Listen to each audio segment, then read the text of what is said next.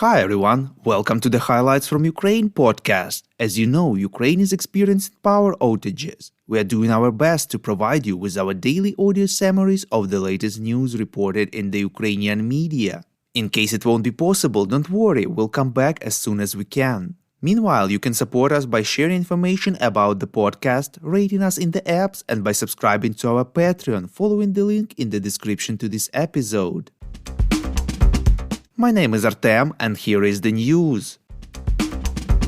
296 days less the Russian invasion of Ukraine. Russia carried out a massive missile strike against Ukraine yesterday, reports Interfax Ukraine. Commander-in-Chief of the Armed Forces of Ukraine Valery Zaluzhny informed that overall Russia fired 76 missiles aiming at Ukraine's critical infrastructure. 60 of them were shot down. Kyiv authorities informed that more than 40 missiles were recorded in Kyiv region, of which some 37 were shot down. Energy Minister German Halushenko said that missiles damaged approximately 9 generation facilities and limited the generation of nuclear power plants. National energy operator Ukrenergo informed that more than 50% of the consumption of the country's unified energy system was lost. Emergency power outages were applied across the entire country. In Kyiv and 14 regions, as a result of power outages, water supply halted. In Kyiv, many houses didn't have heating as well. Kyiv Metro did not operate due to the lack of the necessary capacity for the movement of trains. In the city of Kryvyi Rih, one of the missiles hit an apartment building. A 64-year-old woman and young spouses were killed. At least 13 people were injured, including 4 children. All of them were hospitalized. A 7-year-old girl is in a critical condition.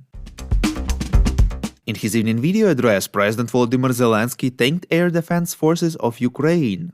He pointed out that Russia needs such a large number of missiles in an attack so that at least part of them reach the intended targets. The president stressed that all their targets yesterday were civilian, mainly energy and heat supply facilities. According to Zelenskyy, power engineers and repair crews have already started working during the air alert and are doing everything possible to restore generation and supply. He added that Russians still have enough missiles for several such heavy strikes, but Ukrainians have enough determination and self-belief to return their own after these blows. Zelenskyy asked Ukraine's partners to find a way to provide it with a reliable air defense shield to save people's lives. Prime Minister of Ukraine Denis Shmyhal said that Ukrainian entrepreneurs have imported 500,000 low-capacity generators to Ukraine. However, the country needs 17,000 more large and industrial generator sets to survive the winter season, reports Ukrinform. He expressed hope that partner countries will help to partially cover this need.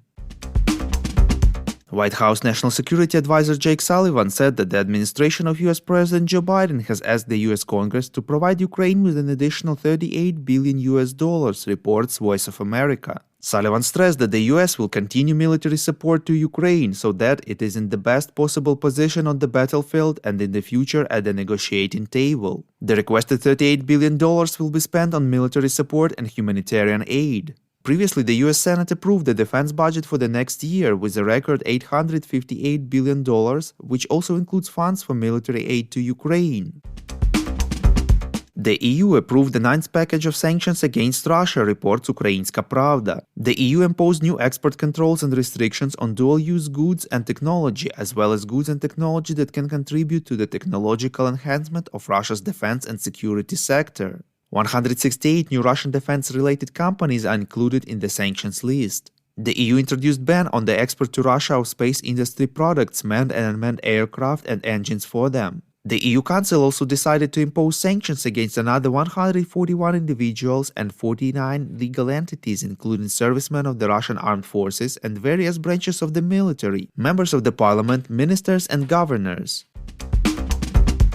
If you like what we do and would like to tip us, you can now do so directly to our PayPal. Check out the link in the description to this episode for more details.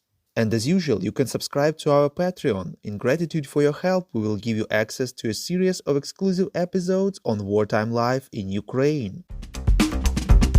We call on you to demand from governments of your countries to impose the toughest sanctions possible on Russia and its citizens to stop their invasion of Ukraine.